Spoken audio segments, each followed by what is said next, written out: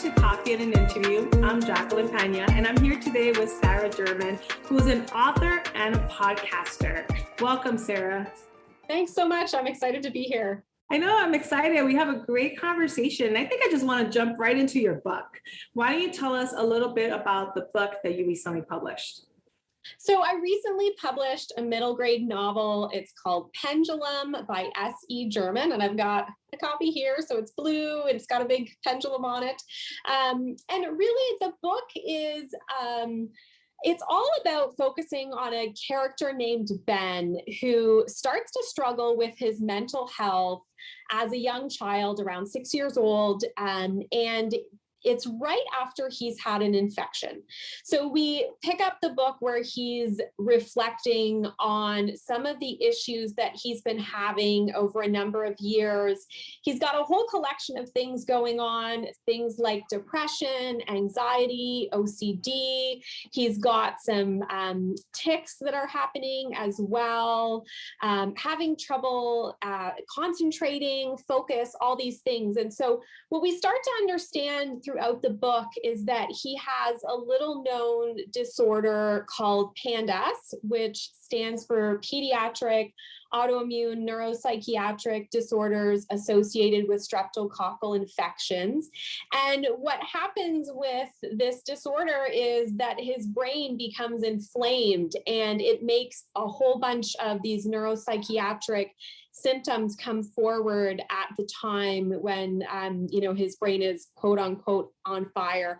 And so we follow him as he's trying to be diagnosed, treated in a whole bunch of different ways. We see that there are so many challenges in treating this disorder and finding the right doctors. And then at the same time, he starts at 6, but the book is really reflecting from when he's 11. So we see him having those kind of normal middle grade challenges of a first crush and wanting to play competitive sports and all this stuff, all the while he's trying to balance his disorder. And so it is a heartwarming book. It leaves you feeling hope. It focuses a lot on resilience. He shares a lot of the techniques that he's using to deal with the disorder and some of the challenges with that. And parts of it are honestly even pretty funny. It's written in first person, so he's kind of giving his 11-year-old take on some things, which, I have an 11-year-old, and I can say sometimes their take is pretty funny. So that's really where it starts. With the book, I really was hoping to reach out to middle graders. So it's written at a grade 5 level. Certainly parents can read it and talk with their kids about the book. You can read it together. It's great for teachers as well. I've had a number of people in the teaching community that have said, you know what, I didn't know anything about this disorder, and I read the book and I feel like I have a little bit more of an understanding about what's going on, and even parts of the disorder. So, maybe a better understanding of anxiety and something that somebody feels when they have a panic attack. I had one older person that read the book, a gentleman, and he said, I never really thought much about a panic attack, and you outlined one in the book, and I realized I've been having them my whole life. Wow. And he had never seen it written in that way and reflected of what it was, and it wasn't until he sort of experienced what it was like in the book that he kind of put that together. And I think that's one of the really challenges with not only mental health, but physical health is if we don't know what others are experiencing, sometimes we don't know what we're experiencing is different. And so, yeah, it's been really interesting getting that kind of feedback and finding that it's been useful to others. You share a couple of interesting things. The last point about sometimes we don't realize what we're feeling because we don't know what others feel, and if what we're feeling is the same or different from what others feel. I think this idea of us talking more about how we feel and mental health in general, but just how we feel and being able to have those conversations safely is one thing that just stood out with what you just said. And the other thing is this world of pandas, which for me as well I had never heard of this until we started talking. And I think it'll be great to talk a little bit more about what that is, how it gets started, and how you came into this journey to focus a book on this particular issue, a health issue. Yeah, so, it's important for me to point out at first, I'm not a medical doctor or a psychologist or anything like that. I'm a mom who's been writing kind of with passion about this and learning a lot. I do have a child that has this disorder. We've been dealing with it for about 5 years. And so PANDAS is a real challenge because it is such a collection of symptoms, and it's really difficult for not only parents, but even medical professionals to nail it down at times. There's no, you take a blood test and you know that the child has X. It doesn't really work like that. And there are so many symptoms that I know I had a hard time understanding what was going on when we were seeing OCD, we were seeing aggression, we were seeing tics, and it didn't necessarily come together to me of what this could be.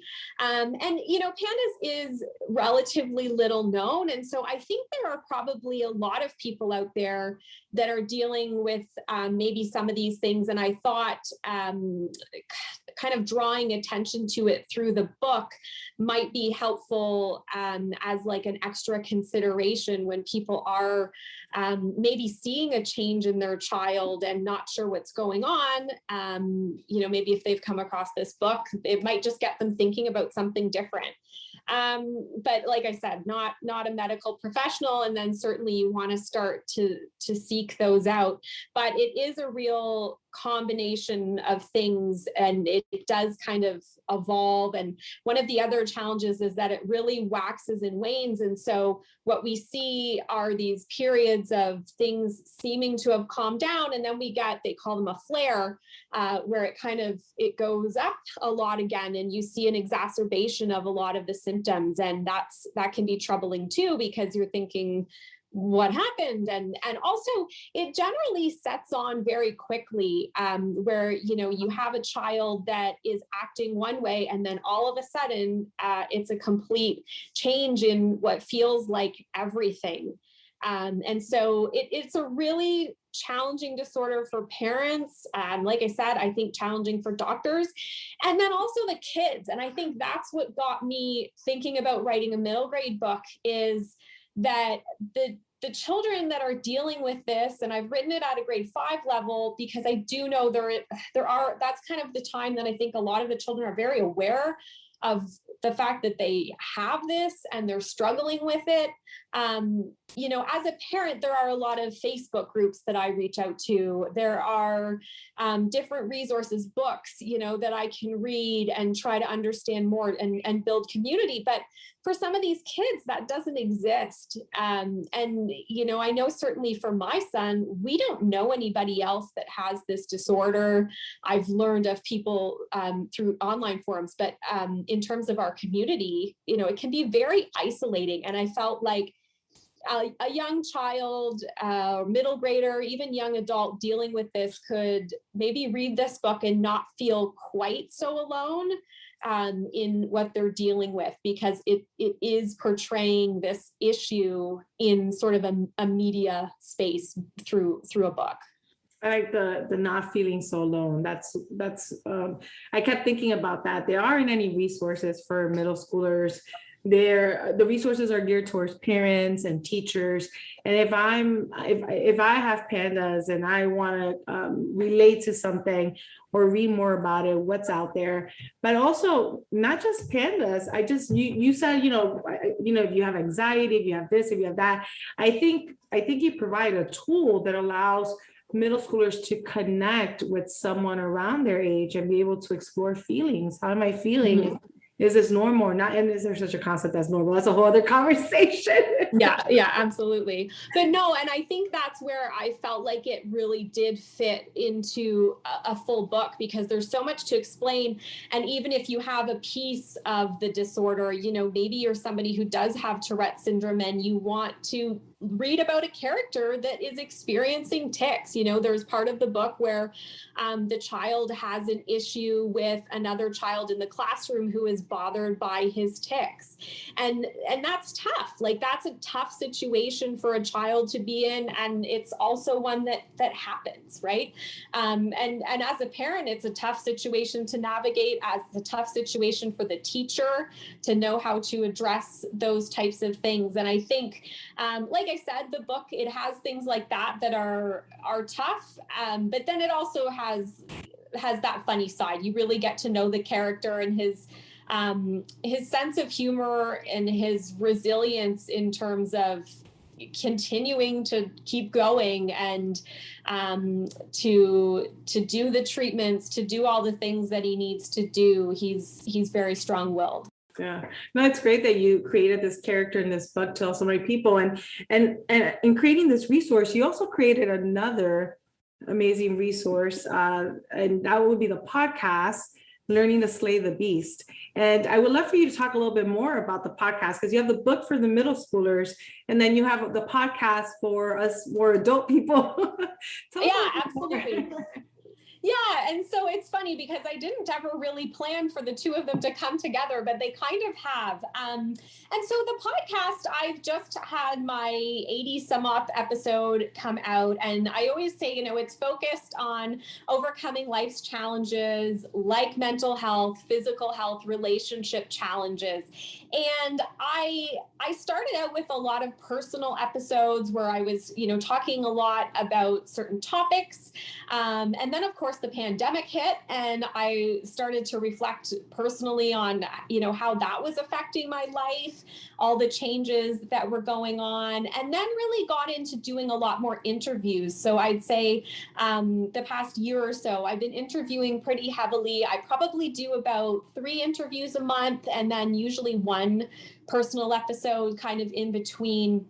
And I've just been focusing on things that I find interesting. Like, I listen to podcasts all the time. I love podcasts. I love health podcasts. I love storytelling and conversation. And so I've started getting into interviewing people that touch on, like I said, emotional health, relationship, and even broader health. So some of the things that I really feel interested in are like PANDAS, PANS, autoimmune disorders. I have one personally. Anxiety I struggle with personally, so I've always been interested there, as well as obesity. That's been something that I've been kind of learning a lot about, and sort of learning more about new movements like the Health at Every Size movement, and how to kind of reframe some of those thoughts.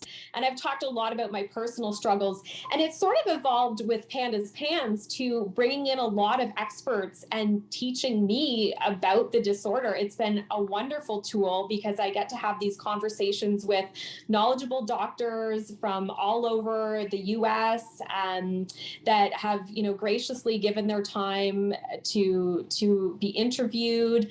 And sometimes I get to ask questions that maybe somebody else that's having an interview that's more surface wouldn't think of, but because I'm so familiar with, you know, living with this disorder in our family for 5 years, I can kind of dig in a little bit more, I think, than maybe some others. And most recently, I've just come off of a back to school series where I've had a number of guests on talking about some of the challenges, you know, anxiety that we're facing with both for children, parents going back to school, how to overcome bullying, ways for teaching neurodivergent learners, and also focusing on what kind of health regimen we should be getting into for our kids in terms of keeping them healthy during this back to school time. So that's been interesting. And what I'm planning is October 9th is PANDAS, PANS Awareness Day.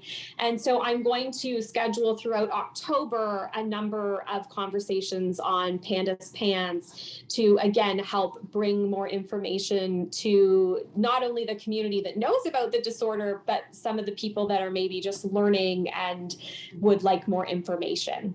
So it's been a really fun way. No, and it's great to know. I think you're doing so much to empower people through this information sharing. I have to say, I love the name of the podcast, by the way. Oh, thank you. Because Notion of Slaying the Beast, learning how to slay the beast.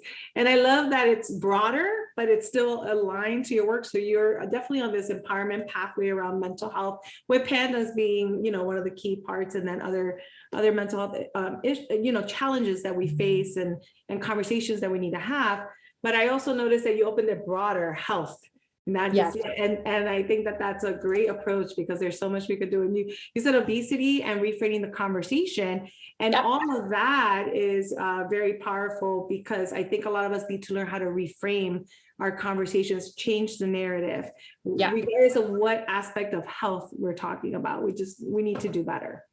Absolutely. And I've had people on that are mindset coaches, different things like that all over the place, in terms of how to think differently and learn and evolve ourselves. I'm very interested in health myself. And so that's where, some of those come from, where I'm just like, I want to learn more and I want to do better, I think, just generally. I think then that's great. That's that desire to always keep improving ourselves that drives us and helps us move forward. I want to talk about two more things. I mean, I want to know what's next, but I also want to hear about some tips or advice. But what are some tips or advice? Let's go in that direction, that you might have for parents or caregivers or family members who might feel a need to engage in a conversation around mental health with a middle schooler or slightly older or younger child. What are some tips or advice that you could give us? I think what I've learned as a parent through all this time, and we've been doing different therapy. I've done therapy as a parent for how to deal with this, done it with my son and things like that, is, to really have the conversation, even if you're not sure. Talking does help. And then the other thing for the parents in particular, though, is to follow your gut. I mean, when my son had the onset of this disorder, he was only 6, and I literally saw a change in him. It was just like one night, and I can remember the date and everything, that the tics came on very strongly. He just seemed totally different. And I knew something was wrong. Like, I knew there was something going on. And yet, I went to so many doctors and was told, no, it's fine. It's this, it's that. And yet I kept wanting that to be true, to be honest. Like, of course, like, that sounds easy. It's fine.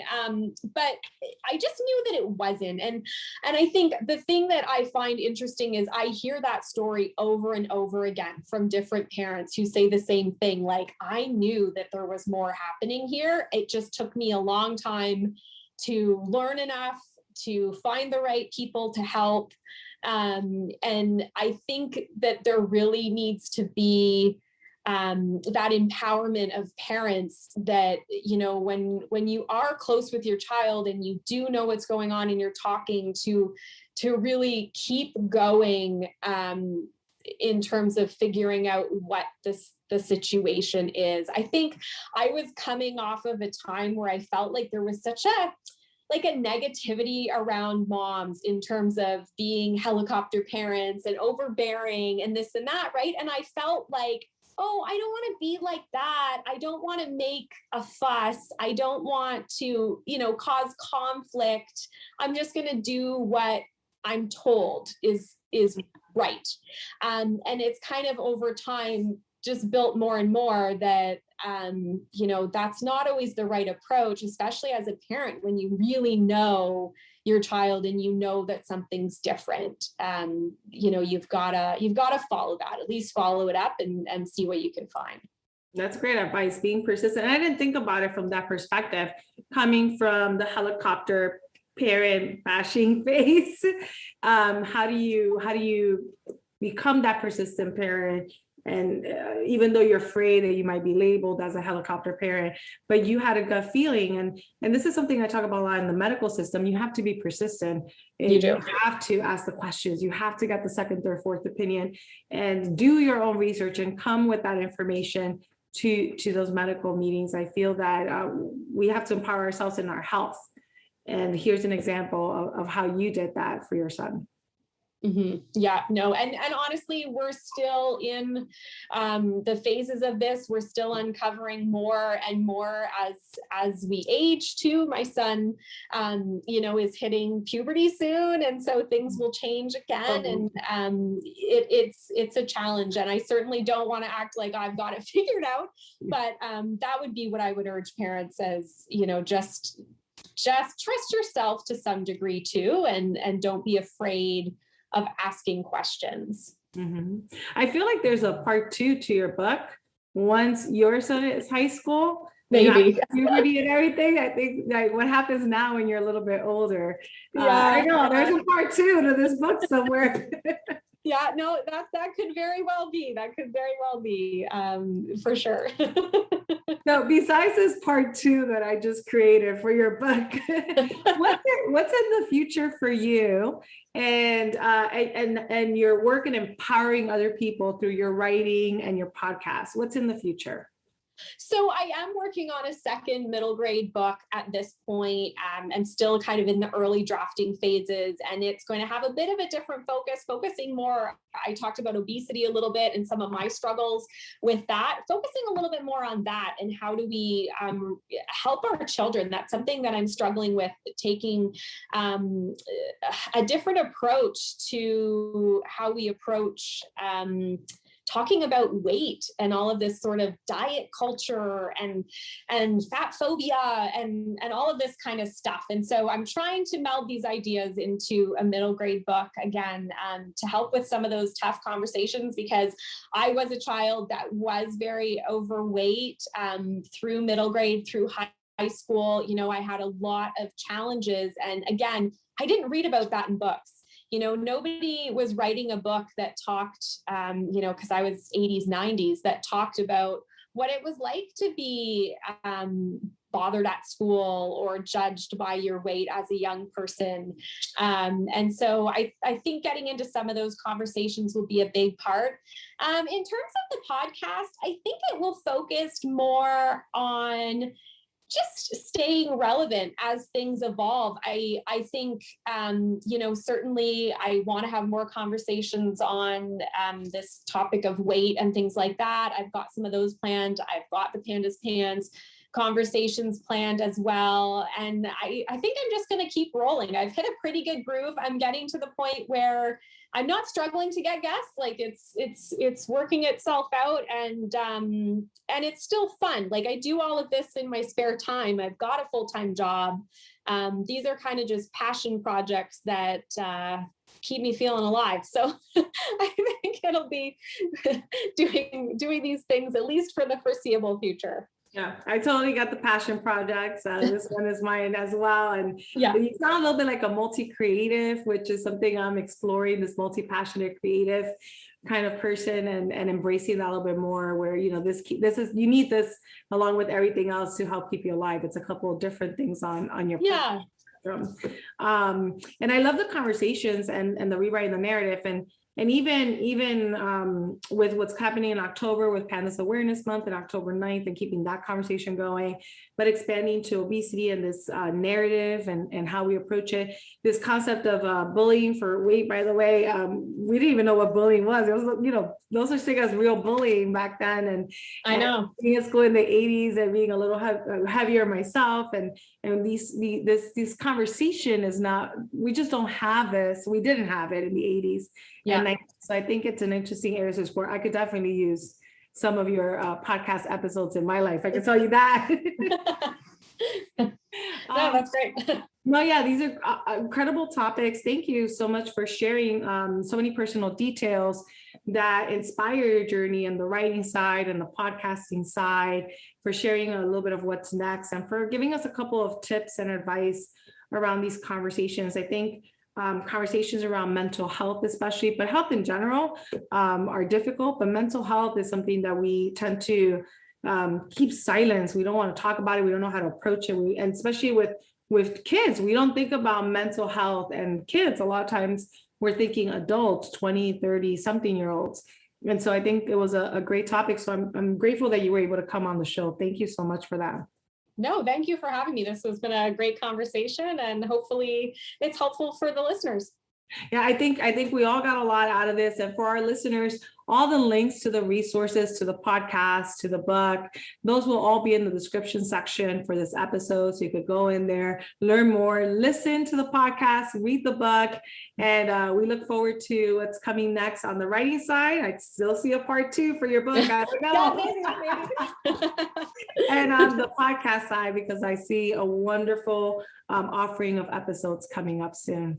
Yeah, the other thing I would mention on the podcast too that I forgot to bring up is I do have a number of free meditations on there as well. I know that is something that is really beneficial for a lot of people in terms of mental health. So even if you're just looking for a free meditation, I've got a number where they're guided and they're, one where you're envisioning being in a bathtub or envisioning a forest, things like that. And then some really short ones as well that just 5 minutes, So those are all free on the podcast as well, if anyone's looking for some of those kind of resources. Oh, that's great. Thank you. I think that's very helpful with our crazy lives. And, you kind of beat me to my last question, which I almost forgot to ask, which is there anything else you would like to share? You shared this, but is there anything else that you would like to share before we close up this episode?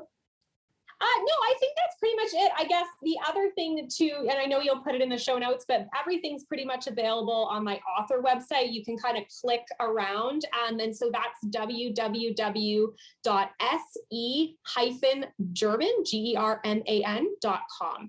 And so if you're kind of just looking for, well, where's that podcast or what was the book called again? You can find all of that there. Awesome. Thank you so much for sharing. And thank you for being on Coffee and an Interview and teaching us so much about the work that you're doing and your book and the work in mental health and PANDAS and beyond. Thank you so much, Sara. Great. Thanks so much, Jacqueline.